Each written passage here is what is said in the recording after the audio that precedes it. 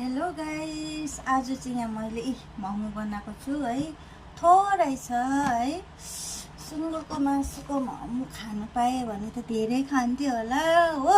सब्जीको भएर चाहिँ थोरै छ हैन। अन्त यहाँ चाहिँ थोरै टिम्बुरको छोकको चटनी बनाएको छु। टमाटर टिम्बुरको छोक अन्त धनियाँ हालेर बनाएको छु है। एकदम खानु मन लाग्यो।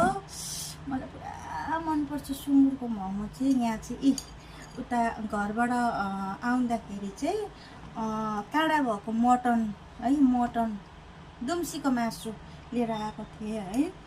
हाम्रो त अब अहिले त जाडोमा त साग र दुम्सीको मासु त फेमस छ नि त हैन। अन्त लिएर आएको थिएँ।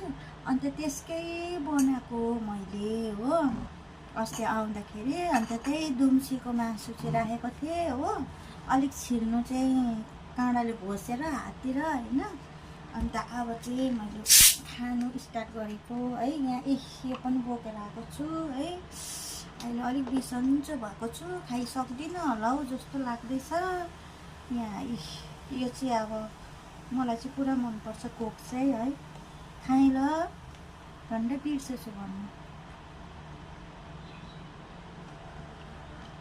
आइस हालिरहेको छु है। अन्त तपाईँहरू पनि आउनुहोस् ल खानु। कस्तो भएछ खाएर हेर्नु पर्यो है। अन्त मोमो फेरि मैले सानो सानो बनाएको छु है। नानीहरूले खायो भने चाहिँ दुईटाले चाहिँ ठहरै हुन्छ। यो लिनुहोस् तपाईँहरू पनि ल।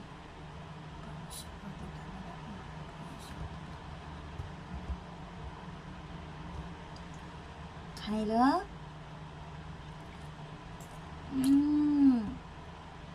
कस्तो मिठो भएछ हो।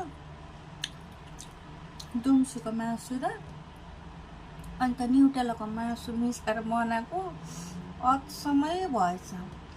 साह्रै मिठो भएछ।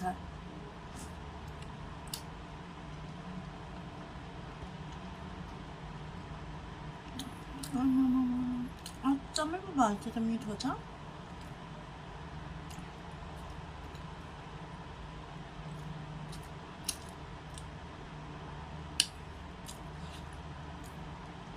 यस्तो मोमो खाँदाखेरि सुँगुरको मासुको है, यहाँबाट तुर तुर झर्दै गरेको खायो भने चाहिँ